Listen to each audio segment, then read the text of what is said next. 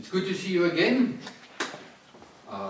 Hopefully not for the last time, but maybe luckily for you, it's the last time of the course to see me. You've got lots of homework. You've got a big life to go and live. So we just want to wrap up it tonight, and maybe this is maybe this is the best part of the course. We normally do not think about this part that we're going to talk about tonight, namely a family legacy or a family dynasty. So tonight we're going to look at what is this money thing all about. Remember, we've said that money is only a means to an end. We all know it, we all say it, but it is a very important thing to remember. Sometimes I listen to people when they talk about money, and then they start to chase the money, and that's what I say, rich people chase money. And that there's nothing wrong with the money, but the money becomes the object. Money becomes the focus of my life, the amount of money and whatever. And we must remember, God is not against the amount of money or anything, or against the money. But the point is that where is the relationship with money in your heart? Remember, we've said that sin is not in things. Sin is in the relationship towards the thing.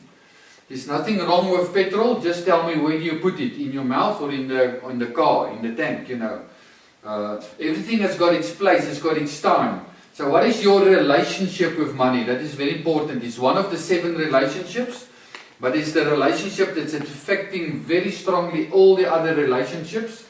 And it's a relationship that is, in a big sense, not a person. Your wife is a person, but your money is also a person in brackets. It's alive in that sense, but it's not something like, it's got an identity like a ID book or whatever.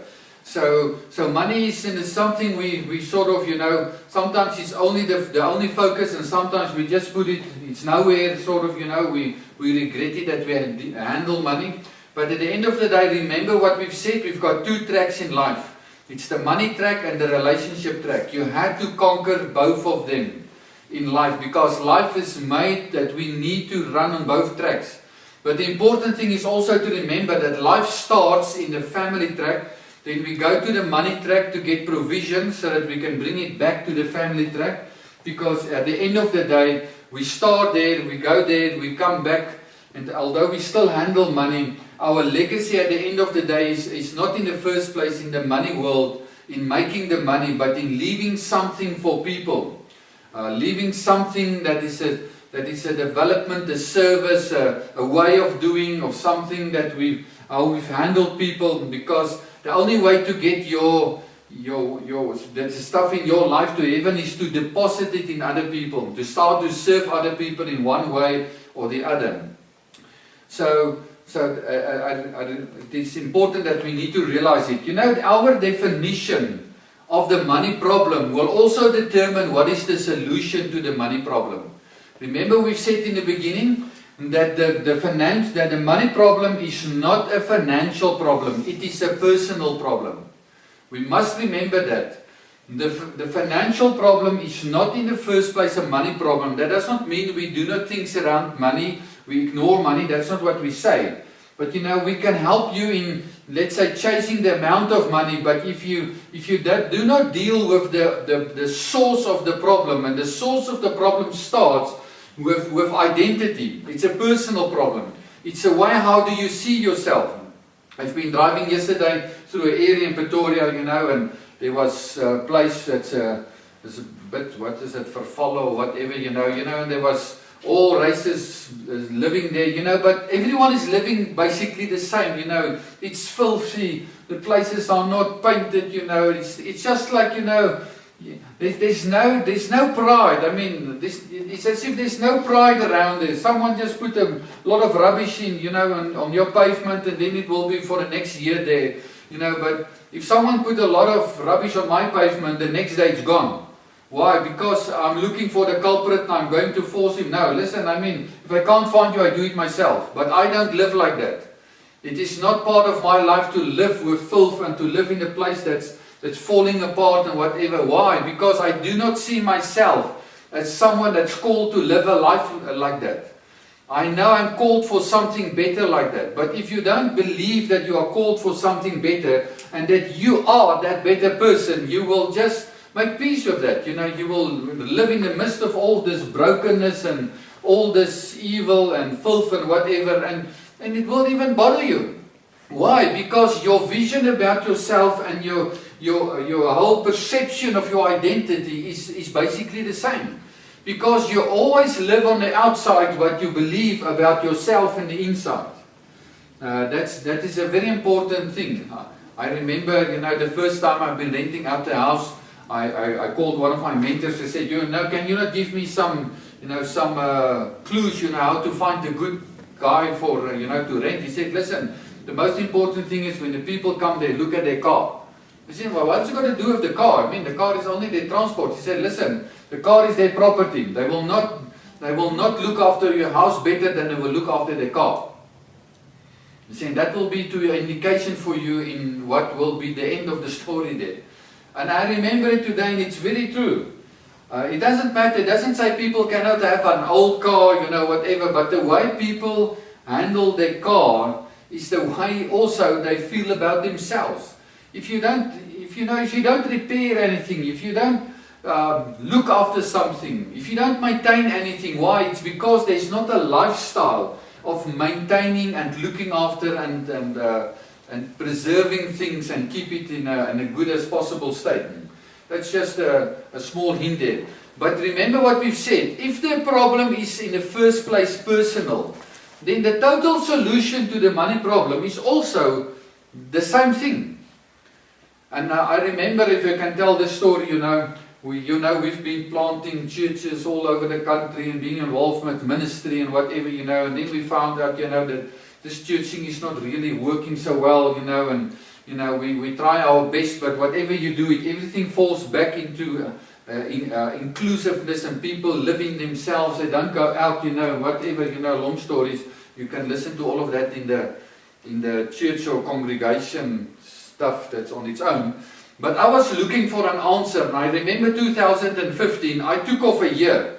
I really told the Lord, listen, after about 30 years in ministry, I really believe I found the answer to all my questions except this church question. And I was looking for the answer.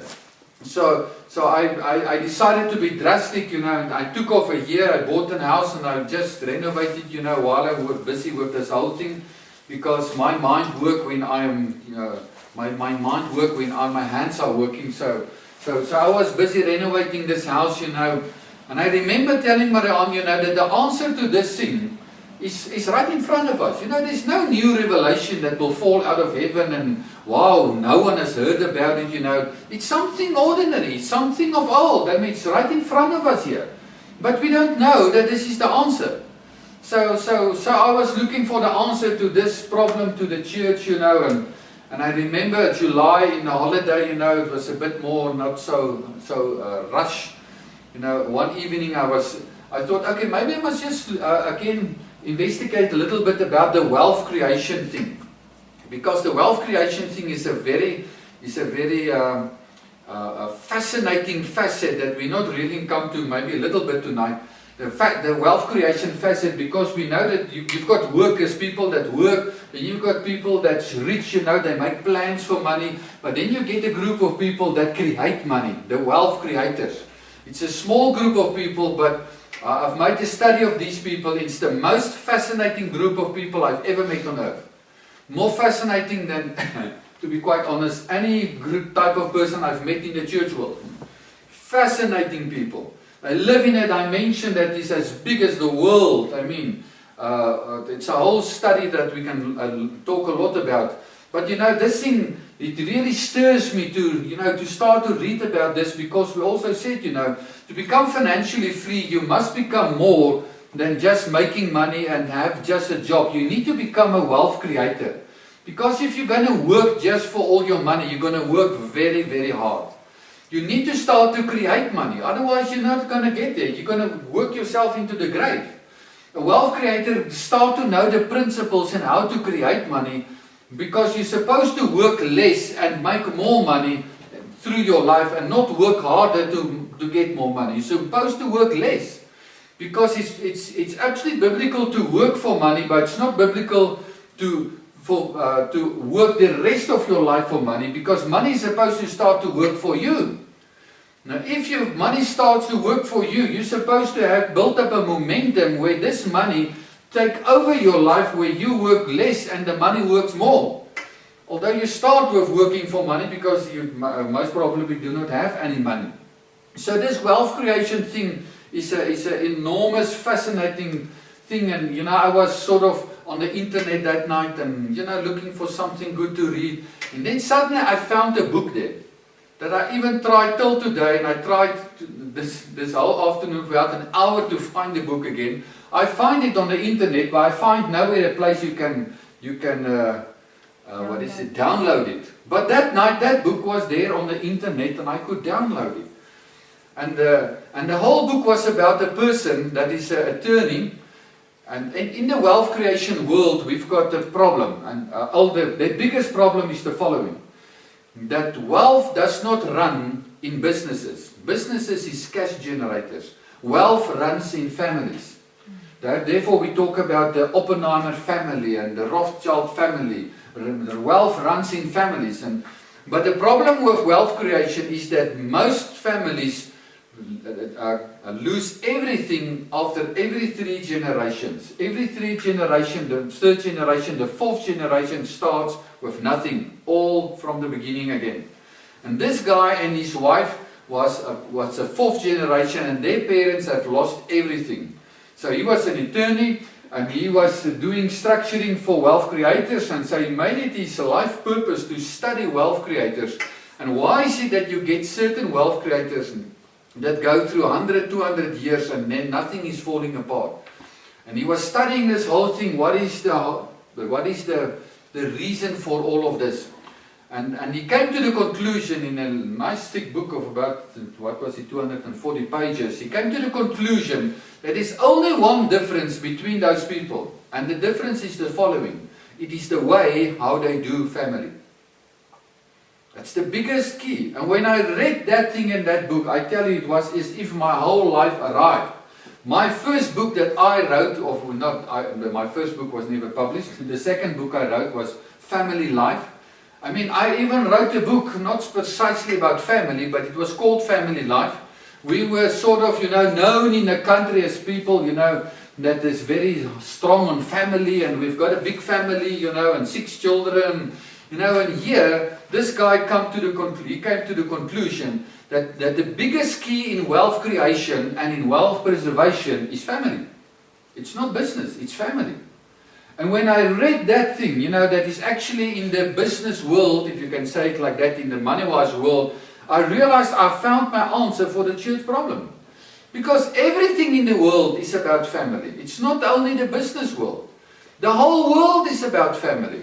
The biggest reason why we can't get to the success through church is because we're constantly losing family. Because church has become a third structure in society upon the family and the business structure, and we're competing for the time and the energy and the finances of the family structure. And we're not building the family structure, we're building the business structure and the church structure.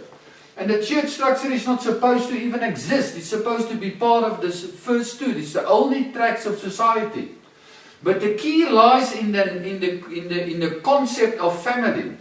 And then he goes on right through the book. I see you've already written 6 books about it. I only have the 1. I'll try to see him tomorrow. Where can I get the rest? It's actually on Amazon. But the point is that all of his 6 books is all about this whole thing. How do you do family in such a way that you have generational wealth that goes from one generation to another generation? Because there's lots of factors in the whole process. You think about how do we work together? What do we do with our money? Wealth creators never let their children inherit. They don't believe in inheriting anything.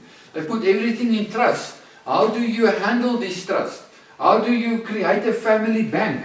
They're very strong on the family bank thing. They say they appoint elders over a family bank.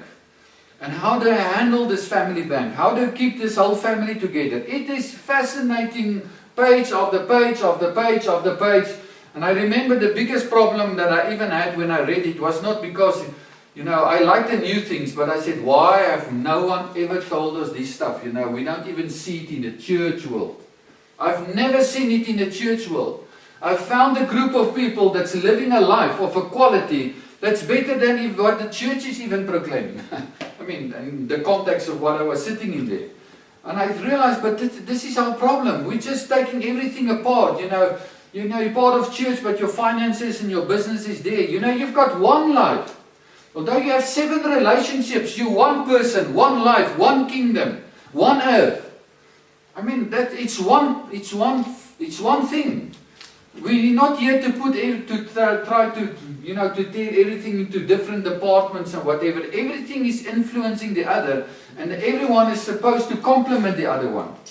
But the thing that we need to build, that is the origin of everything on earth, is family. Why is family so important? I mean, what is the reason that makes it such an important thing on earth? I mean, I just wrote it down here. It's the only place where you will find someone else that will pay for you for everything. I mean, to raise a children up to the age of around about 20 will cost 2 million rand. I mean, those children sitting there, they are a 2 million rand investment.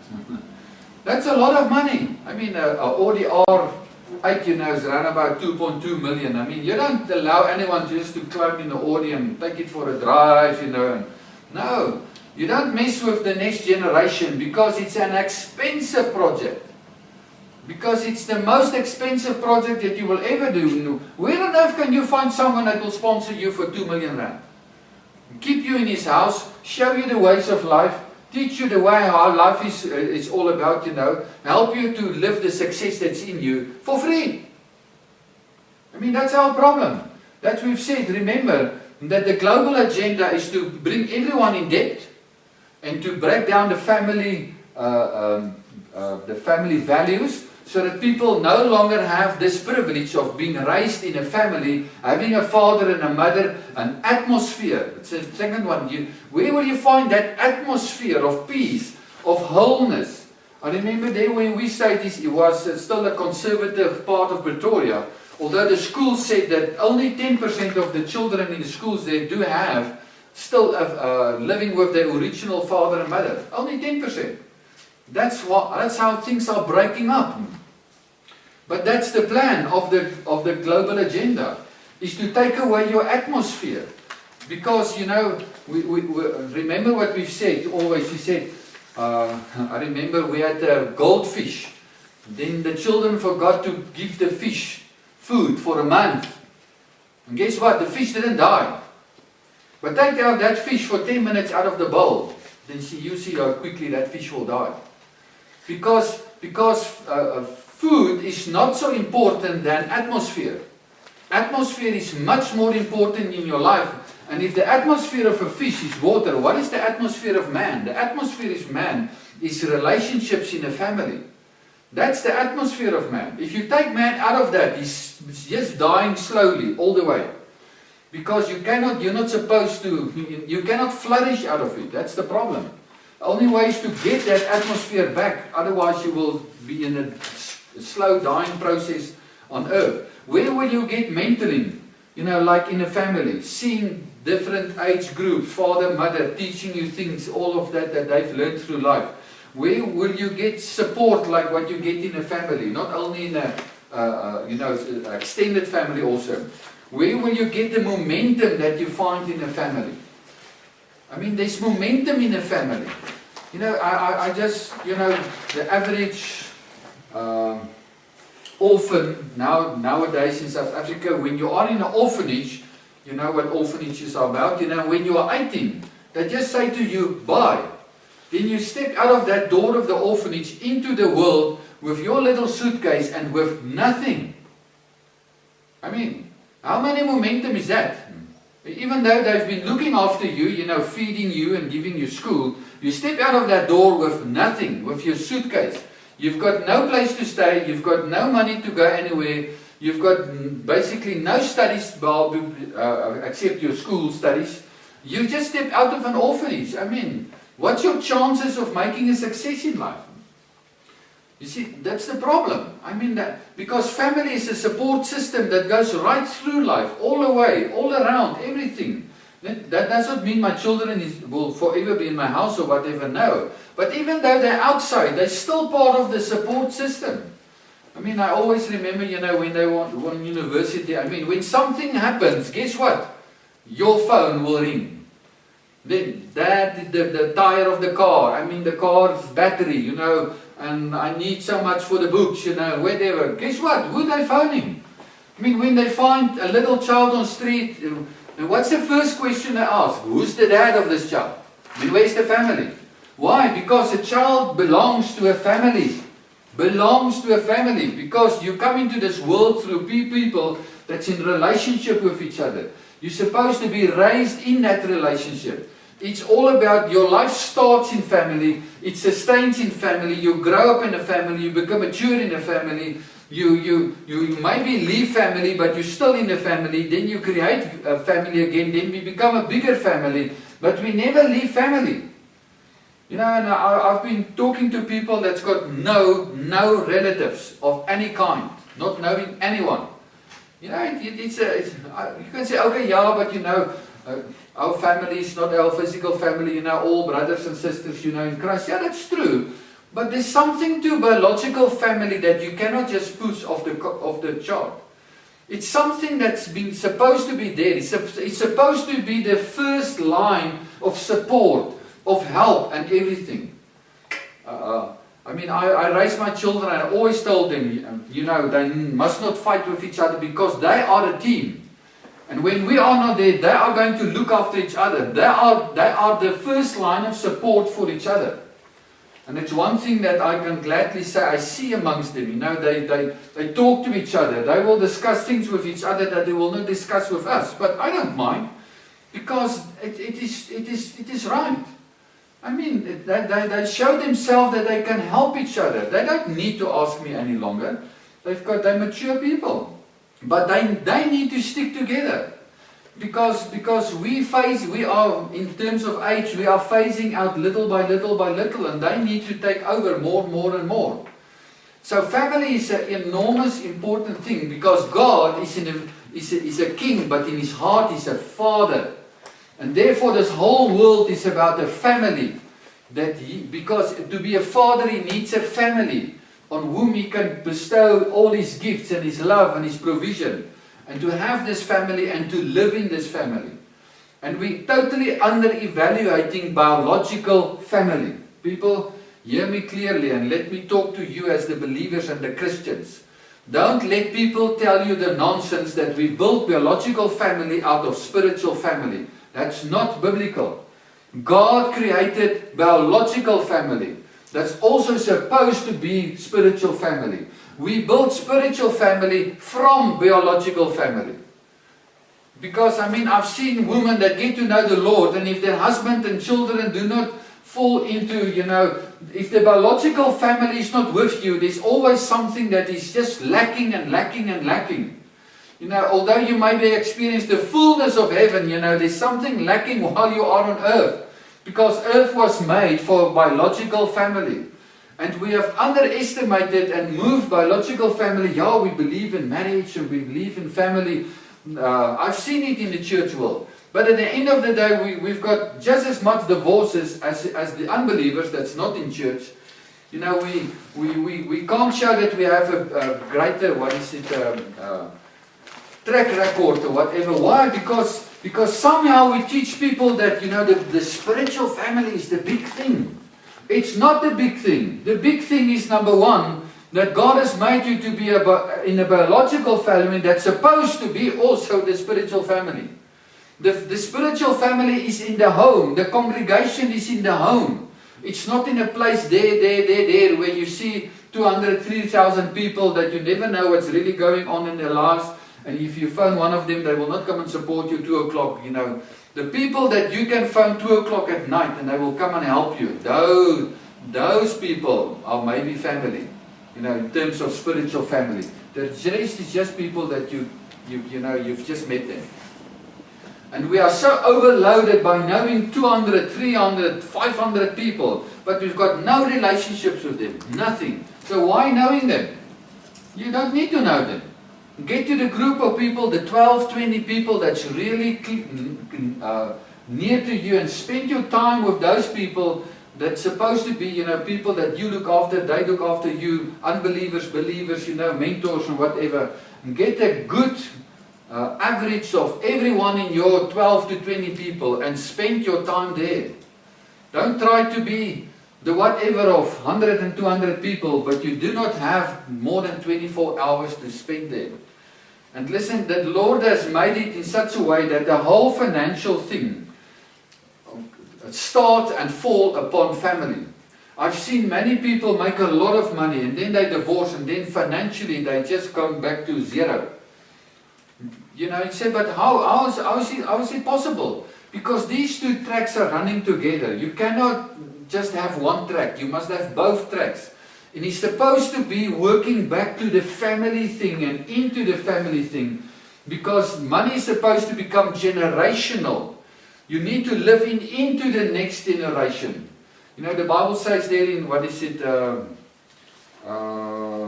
Proverbs 13 verse 22, it's saying that the good man will let his children's children inherit.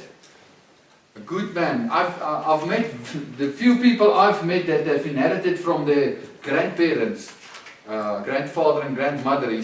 Can I count on my one hand? Maybe it's one or two.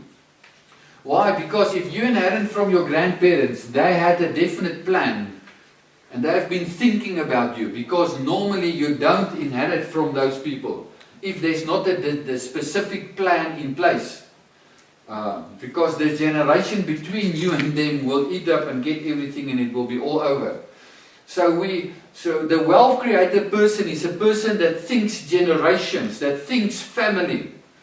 I remember every wealth creator that I visited in my life to have a conversation with and to hear what's going on and what's life for them and whatever. All of them said, listen, if you come to talk to me about money, you can just about leave.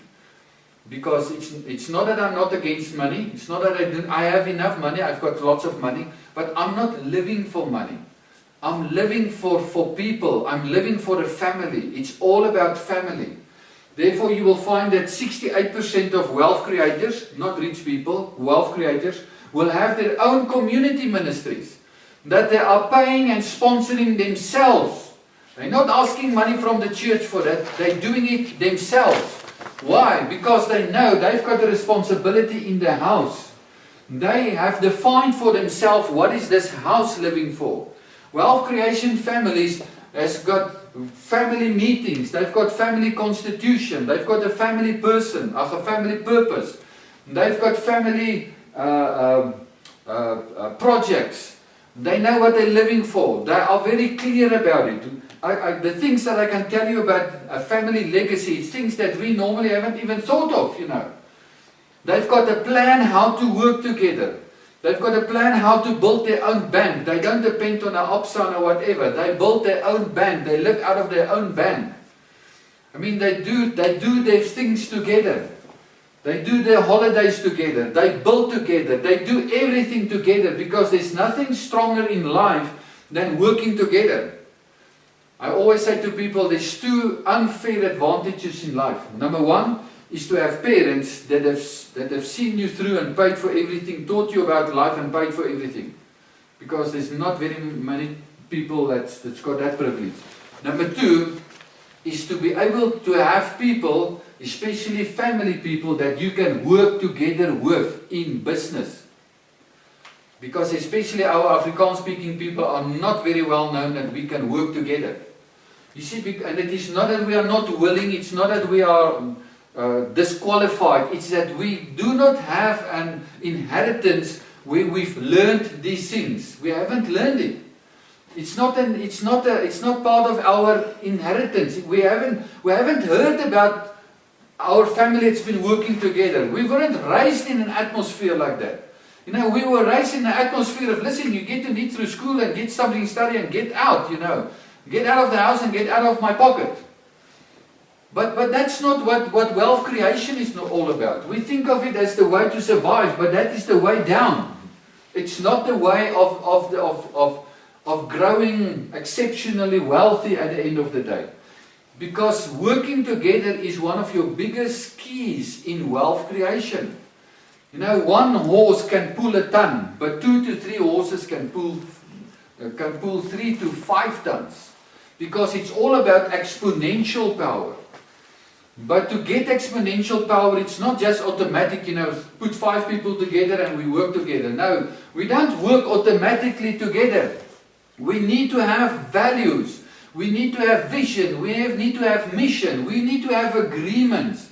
We need to have honoring in our relationships. We need to know relationship. I mean, it is not just, you know, say what you want, do what you want, or whatever. You know, it is like coming to a consciousness that there is a higher level in life than just me and my wife, marriage. There's family. But family is like a word, you know, we're so used to it, you know, family, okay, uncle so, and you know, my brother this and a nephew there, or whatever, you know, we see them once in 5 years, you know, and that's even too much, you know, and I remember I was always raised, and there was this joke, you know, if you see your family once in 5 years on a what was it, the negative of a photo, you know, on the negative, that's enough, you know. Because it's dangerous to see family. I remember as a child how people talk about that. You see your family once in 5 years on a negative because otherwise there will be big problems. I remember as a child how that thing, all people just talk about it. You know, because the devil is out in putting us into fights. He's out for that. I've seen it. I'm coming from a family. My wife is coming from a family. I can tell you stories out of personal situations that will let you... I've been through some of the worst stuff in my life, but that's not the fact. The point is we weren't even ourselves ready for things like that. We were pursuing it, but we need experience about it. I mean, no one told me anything about this. I was never part of a family that ever worked together. You know, what are you talking about? I've never seen, you know, I've never seen family doing business together. So it's a new world that we need to find out from the people that is busy doing it, how they're doing it. That's why I would recommend the books of that guy, James Hughes. Hughes. If you can lay your hand on it or get it or get a Kindle version or whatever. His main book is The Family Wealth. It's called The Family Wealth. And then he's got lots of other books that's flowing out of that one. But to come to the conclusion that if there's one thing you need to fight for in earth, and let me say it again, don't fight for church, fight for family. Because out of family is everything that we so desire out of church to happen, and it's not happening. It's out of family. I mean, everything on earth, every ministry and every church thing, you know, it's got its origin out of a family, out of a person that's got something in his heart. Yes, maybe he built it correct or not correct. That's not the issue. We're not here to criticize. But the point is, everything originates out of individual people that's in a family. And all ministries are actually family ministries. But I'm not supposed to bring you into my family ministry. Our family ministry is called Lifewise. You know, I cannot accommodate you in here. I can give you everything that's in here for free. You can go and whatever it, and you can repackage it and whatever it. I don't mind. But you need to do it with your gifts and with your talents and in your way and whatever. You cannot do it as we do it because we are a specific family. And everything that remains standing on earth is things that there is a family behind it. Focus on the family. OM, YM, you will not name me anything on earth and I will show you there's a family behind it. Of the current 500 strongest companies in the world, 93% of them was started by a family. 93 and still owned by a family. 43% of them are not run by the family, but run by an outside person because there's not someone in the family that can run that big thing. But it's still owned by the family. The biggest key to success in the business world is family. I've got other books there that I've written about how many big businesses that was flourishing went down because of family disputes. Because basically all businesses come out of family. But because of family disputes, especially when it goes from one generation to the next generation, who's going to be now the chief around here, who's going to be whatever, how are we going to work together? And all the issues around it and how they've fallen apart. You can go to, I've read the stories of, even Samsung is a family business. Go and read Samsung, the story of Samsung. It is incredible. You can't believe it. One of the biggest reasons why they are so successful is because of all the family principles they've built into the business. You never make the business a family, but you bring as much principles of family here. They buy a plot of land, then they build a factory there, then they buy everything around the factory, all the housing, or they build the housing around the factory so that people don't need to drive an hour or an hour and a half to get to their work. Then they open up for the people in the factory, they open up all the main lines of a bank and a post office and a retail shop and whatever in the factory. And they've got family rules in their business. You're not allowed to resign if you cannot prove for them that you've got another job. If you can, they say it is irresponsible. If you cannot find a job, we will find for you the job. But you don't leave, you get paid and you work here till you got another job. It's not because there's any tricky thing in it. They said, listen, it's irresponsible towards your family. We will help you. Even though you leave, that doesn't matter. You can study whatever you want. You can come with whatever initiative you have. You will be rewarded with it the moment it works. It's an open relational situation, if you can say it like that. There's lots of relationship built into. And when there are people there that's working for them, they say, listen, we're going nowhere. We will die in this company. Because we cannot find other companies where we can work like this. We are so happy here. They look after us. We are important for them. You see, because family is the heart of the thing. Yes, remember, we don't make the business a family because business remains business. It works on a system and rules.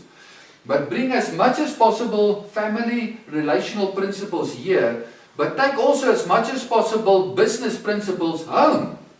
Because at home you also need a vision, a budget and some organization and order and, and logistics or whatever. Yes, not of that scale in a business, but you still also need it there. But never the house becomes a business. Never. So it's important to run the two tracks. They run together. They support the train.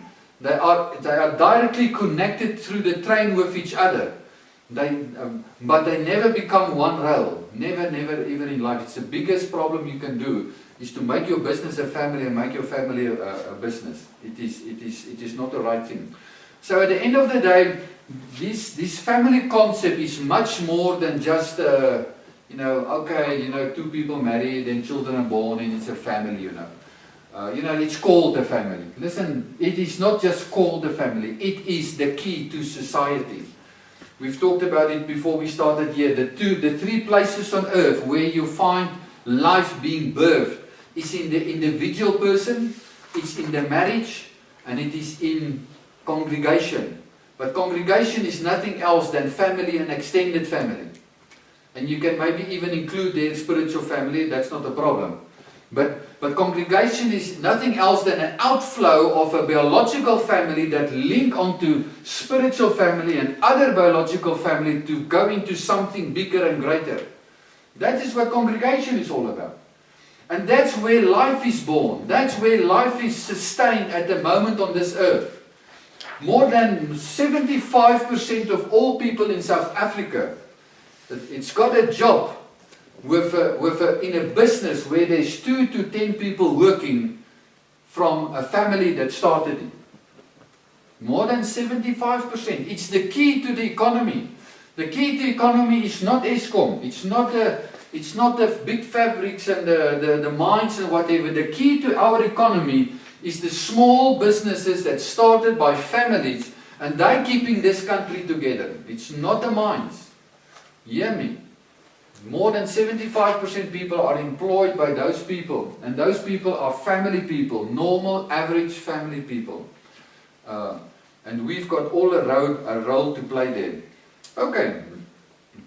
Oh, where are we on the notes?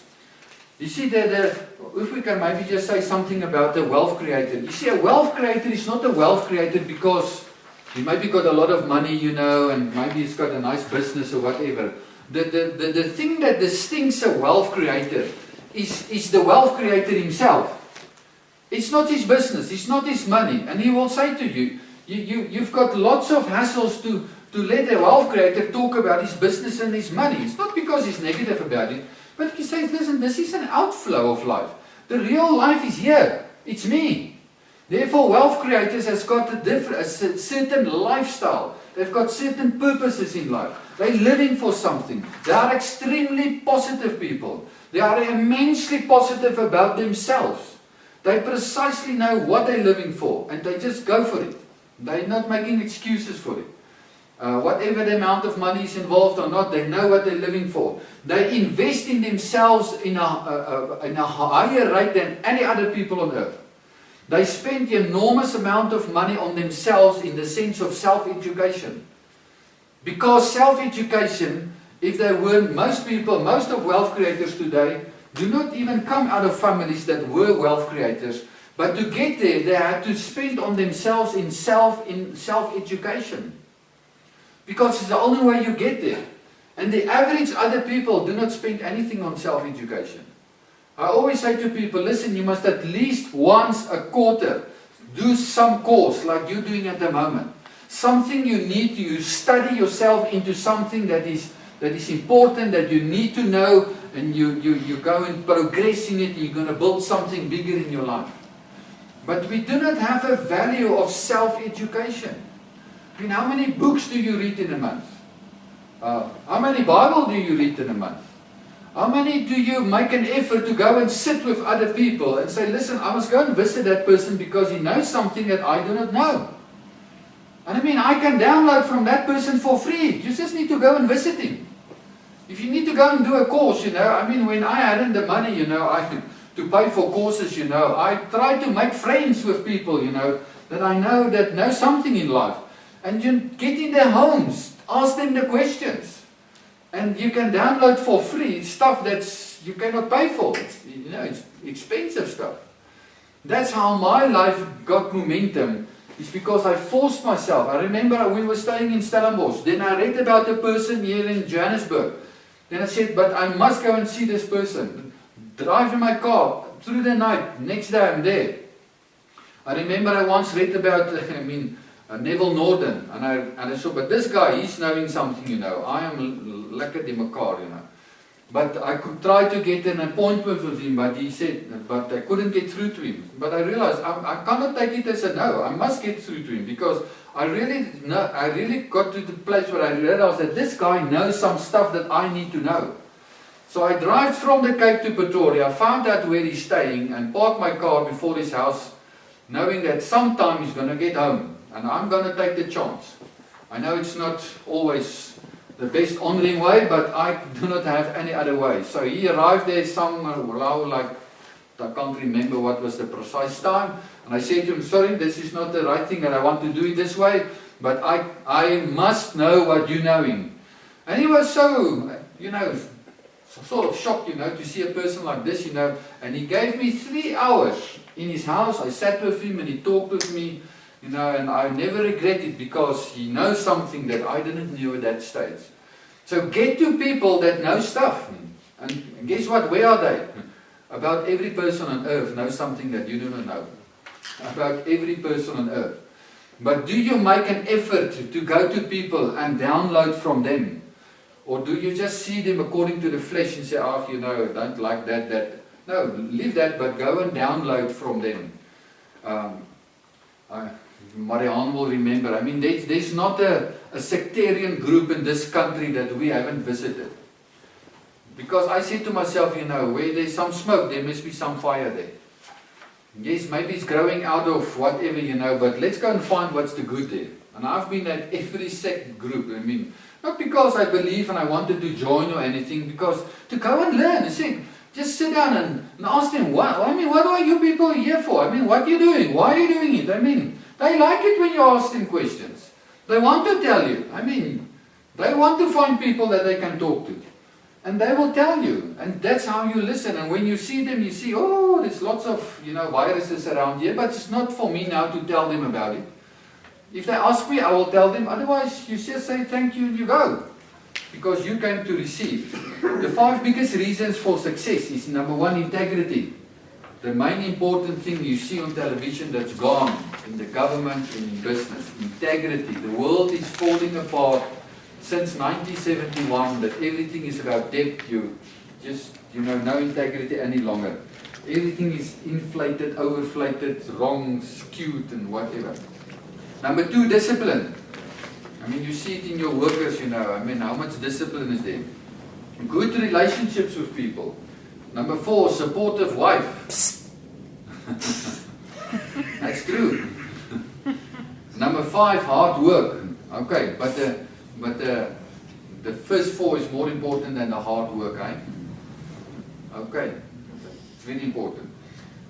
Okay, we've already talked about the family system. You know, wealth creators, what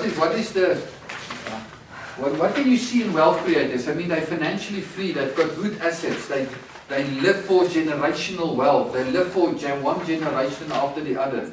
They master the business system and the family system.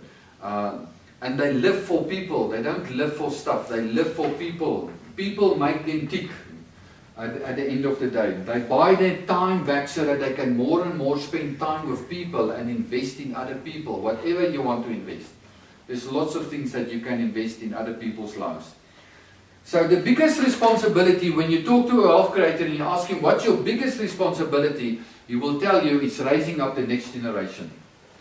We've always thought about, you know, the rich people, they are there in Hawaii, maybe on the strand, you know, all these things, you know, make a lot of money that we can just tour and be on the sand, you know. I mean, that's not wrong, but that's a rich life. That's not a wealth creator's life. It's not that they don't do it, but they know their priority is not to have a holiday, you know. You can have X amount of time on a holiday and then you become frustrated because how many times can you dive there and lie on the beach, you know, and it's still exciting, you know. After a week, it's, you know, it's nice. Nice, but, you know, but the biggest responsibility of a wealth creator is to raise up the next generation. Because if the next generation is not living the same values as you, I can promise you that all your assets and all whatever you have, even though in a trust, will all go down. And that is the difference between wealth creation families, as we've said, that go 100 years and longer, and those, it's because the next generation and the education of the next generation is the priority on the table, is the everything that's on the table. Because the next generation must be able to have the same education, the same experience, the same know-how, the same wisdom, the same knowledge. Otherwise, how will they handle something like what you've built up and just, you know, and be able to sustain it and make it even bigger if you haven't educated them correctly in everything about life? And that's why it's their focus. Maybe most of you know that film, what's it called? The Ultimate Gift. The Ultimate Gift, of that grandfather that left his whole company for the grandson, you know, but all the steps he had to go through to learn life and to understand how life is coming together. That's our biggest challenge, people. The biggest challenge in life is not putting up a business. It's raising the next generation. It's raising up a family that stick together, stay together, live together, do together. Because that's the biggest key to everything in life, is to stick together and to go forward together. But remember, we are different. The family structure is a very unique structure because no one in the family structure is the same. We in principle do not have authority over each other. We've got different roles, different creative purposes. We've got different gifts and talents. So this family structure, it's a very flexible structure. But we need to learn how this structure works, how to handle the relational stuff in it. Otherwise, we're not going to be able to stick together. And it's not that it is so difficult, if you can say it like that. It's just that we were not taught this stuff. And when the tacky hits the tar, it's a very difficult time now to know what's going on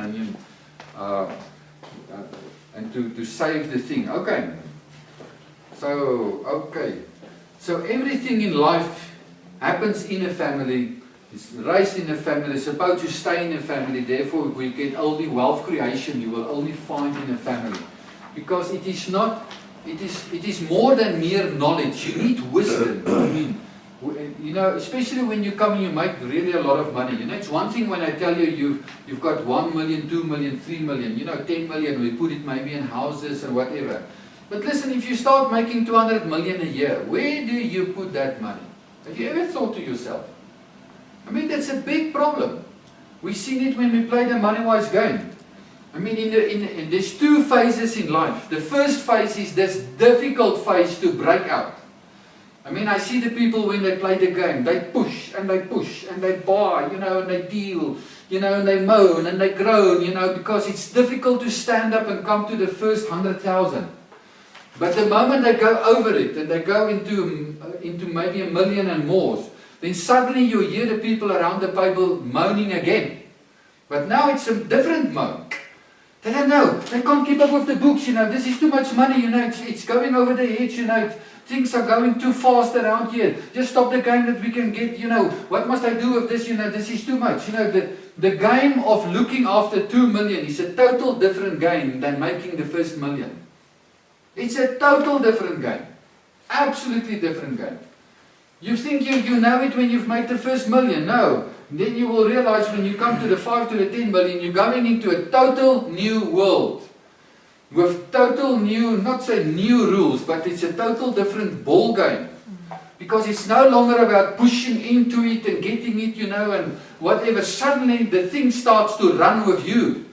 Suddenly things fall off, you just lose 1 million there because, your books were not in line, you couldn't be everywhere in all the businesses and whatever. Suddenly it becomes a total game, different game.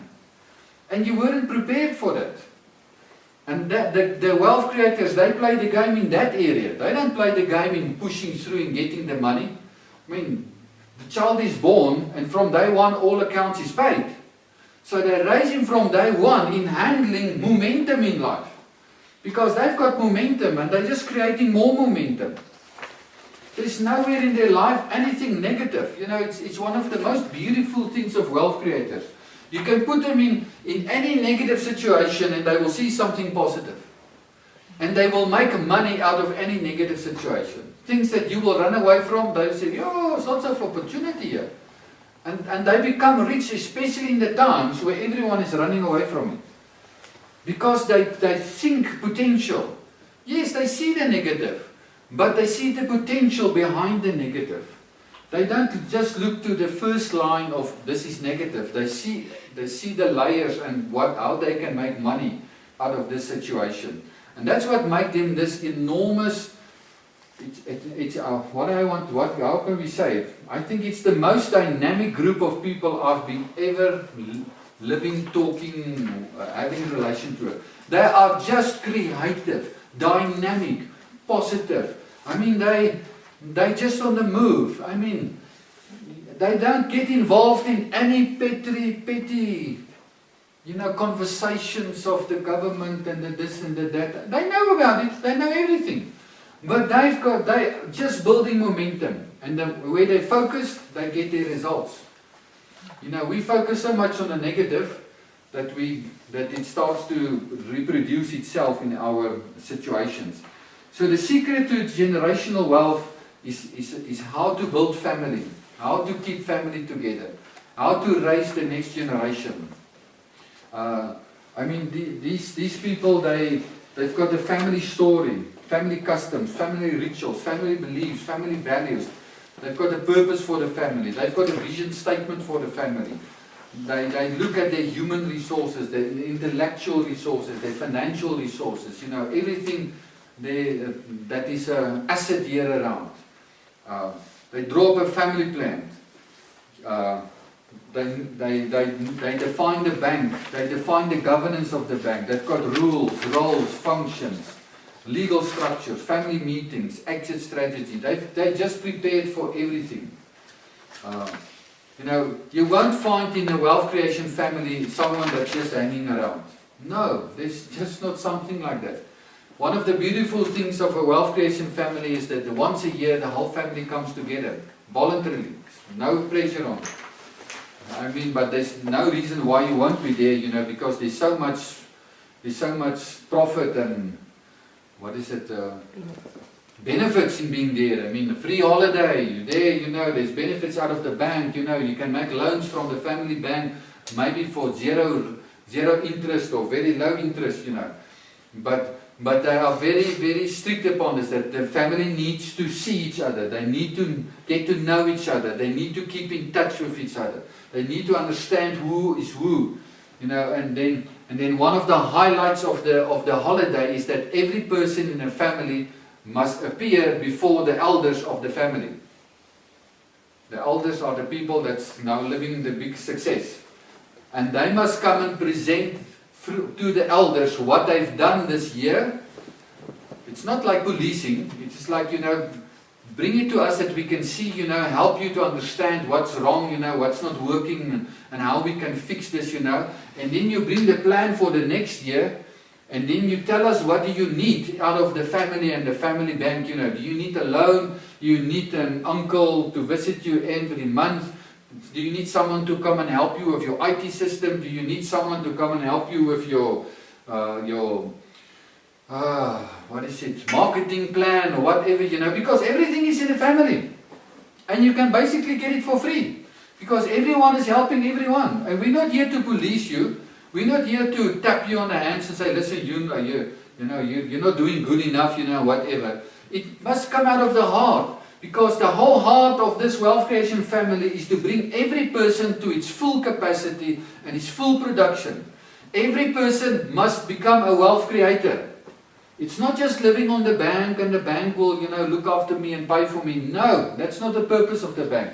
The bank is a supportive system. What is the bank?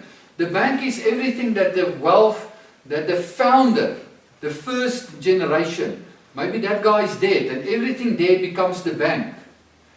And as people die, they give voluntarily to the bank so that the bank can grow and the bank will help you in loans and this and that. But then we work back to the bank. We don't work back to Absa and they take all the money. We work back to our own bank. That's why they become so strong, so easily. The bank is very strong, in terms of billions. Why on earth can the bank not give you every 5 years a car or a medical or whatever? Because the bank can. The bank is also a business. And the bank must work away the profit. So everything is built around the people and the needs of the people. And everything you want to study, the bank look after you. The people help you. The people facilitate you. But there's just no way. You just don't sit there and you don't make progress. Then they will be on you. If you don't show any motivation and any, let's say, ambition that you want to go forward and make a success of your life and live in the success of your life, they will be on your case. Why? Because that is not normal. You're not supposed to just hang around here. We're not telling you what to do, but we're telling you that you need to do something. And whatever is needed, we will help, but listen, just do it. It's not about financing, it's not about this and this. Just get something that is making you tick and just do it. It can be even spiritual, it can be even helping other people, a community project, doesn't matter what it is. You decide what you want to do with your life. And we will help you, support you and finance you to get to that fullness. And if that doesn't sound for you beautiful, then I don't know what is beautiful. I think most people are just longing for such a type of family where there's peace, there's harmony, there's enough of everything, And there's no competition against each other. And it's built like that every person is a wealth creator. Every person has got its own trust. But then there's other trust, and we work financially between the trust, and we help each other in that sense. And it's not about who's the biggest, the richest, and the whatever, It's how can we put our lives to see to it that every person starts to live the success that is in him. That's it. Nothing else. Will we need a lot of money to do it? Of course we will need a lot of money. So let's get a lot of money. Let's make sure that we don't have that hassle. Because now most people never reach their creative purpose just because there's not money. So let us sort out the whole thing that money has always got the last say. In wealth creation families, money do not have the last say. They have the last say because they've conquered money. But you need to conquer money. If you don't conquer money, money will drive you. Money will dictate to you for the rest of your life. And your whole creative purpose will be restricted by the amount of money that is on the table. And don't be intimidated by the amount of money that's needed for your creative purpose, because it is not the problem. The problem is for you to get to a place where you make up your mind and say, come what may, I'm going to live this. If it's 10 million or 100 million, it doesn't matter what's the price. I'm going to live it. I'm going not to let anything stand between me and living that thing. That's the biggest problem, because the financial problem is not a money problem, it's a personal problem. There is enormous amount of money in this world, people. Money is not the problem. There's enough money in this world to look after every person on this world, financing everyone. It is just not coming to most of the people because they cannot handle it. They don't believe they can handle it. They just survive. They're happy to survive. They're happy to go on like that. They don't believe they can break out. They never break out. And the biggest problem is they do not have a family that gives them momentum to get out of the thing. Thank you very much. So this is not the end. It's the end of the course, but it is maybe not only not maybe the beginning. You're already on your road. But I really want to challenge you to rethink your whole life, to rethink your marriage, to rethink your family, to rethink your business, to rethink the whole universe. Maybe you must come and listen to Kingdom or church, where we can stretch you out of this thing and say, listen, you are an individual, you are a marriage, but you are also a congregation. You're supposed to do something for the community. What are you doing? We're not sitting here and wait for the church to do something. You as a family need to do it. It's there. You won't be here and you won't sit here if it's not there. And the reason why you experience frustration in life, if I can close off with that, is not because you may be living in sin. It's because the thing that is not, that the gift that's in you is not operating. And if a gift is not operating in you, it ends up in frustration. It's unused potential. There's nothing more frustrated in life than unused potential. And we all came to earth for this enormous big life in the kingdom, and to live out of as an individual and a marriage and a congregation. And if you don't live it, I tell you, it's not because, number one, of money. It's because you don't believe that you are a kingdom person that's supposed to live this life. And so get aggressive about your life. Stand up and throw off all the nonsense that's been put on us that we need to be humble and whatever. Listen, the best humbleness that you can show is just to be what you are. Don't become anything. You don't need to become it. You are it. Just be it. That's humbleness. Be what the Lord has purposed you to be, and live what His purpose is upon your life. Thank you very much.